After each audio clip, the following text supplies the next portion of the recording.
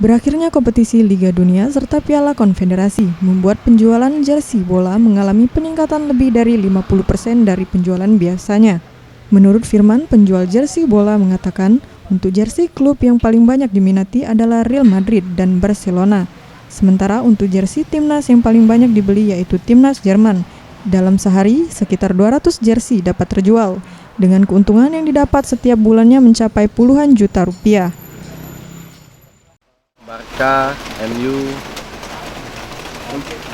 Ini untuk negara usai Piala Konfederasi kemarin, Mas, ada banyak yang cari baju bola untuk yang negara Jerman.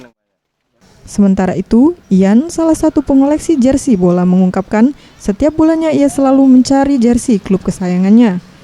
Menurutnya, dengan mengoleksi jersey setiap musim kompetisi menjadi kepuasan tersendiri dan menambah banyak teman karena dapat bertukar jersey dengan klub lainnya. Nama-nama koleksi lah. Nama koleksi memang. Ada klub apa yang pasti? Juventus, AC Milan, Barca, Liverpool, MU. Nah, hobi itu. Hobi ya.